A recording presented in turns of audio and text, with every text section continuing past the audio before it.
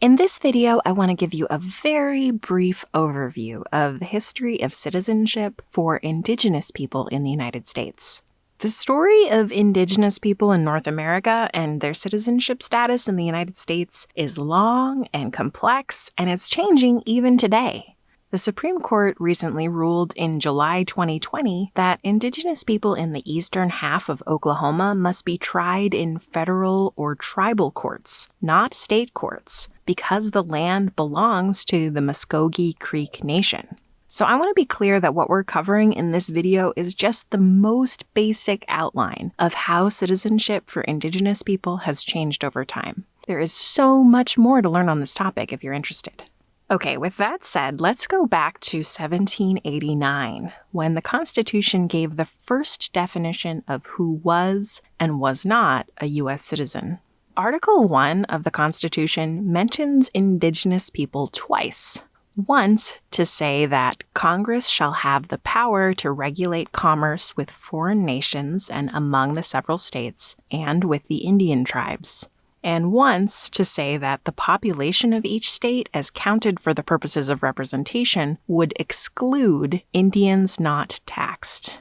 That indigenous people were categorized with foreign nations for the purposes of regulating trade and not counted in state populations shows us that they were not considered U.S. citizens at that time. Remember that at this time, U.S. citizenship was generally reserved for white men, women, and children, and voting rights were reserved for white men with property. The next major change in citizenship rights was the ratification of the 14th Amendment, which guaranteed citizenship to all persons born or naturalized in the United States. This ensured citizenship rights for African Americans and the children of Asian immigrants, but at the time, the courts did not interpret it to include indigenous people. Only about 8% of all indigenous people, those who were not living among a distinct nation but instead within white settlements, were taxed and therefore eligible to become citizens. Now, I should mention that not all indigenous people wanted U.S. citizenship.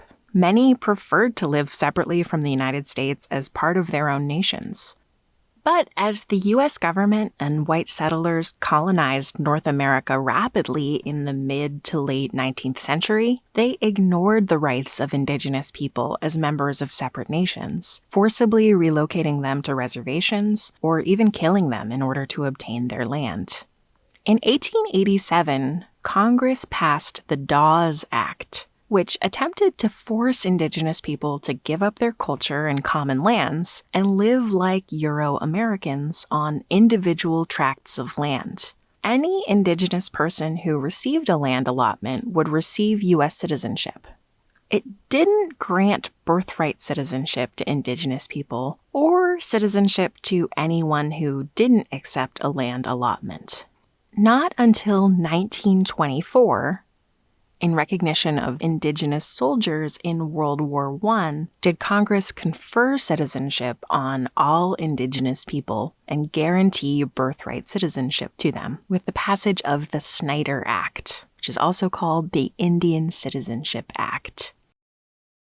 But did having citizenship automatically confer the right to vote? If you've been paying attention in these videos, you will know that the answer is no. Many states denied voting rights to indigenous people. They faced many of the same barriers to accessing the ballot as African Americans did before the Civil Rights Movement. Following World War II, indigenous people sued for the right to vote in states that denied them. Utah was the last state to remove formal barriers in 1962. The Voting Rights Act of 1965 provided additional protections for indigenous voters by outlawing exclusionary practices that deny or abridge the right of any citizen of the United States to vote on account of race or color.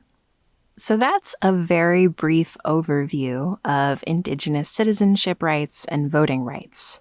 In what ways were the citizenship rights of indigenous people similar to other minorities like African Americans? And in what ways were they different? Why do you think indigenous people may have wanted U.S. citizenship or not wanted U.S. citizenship?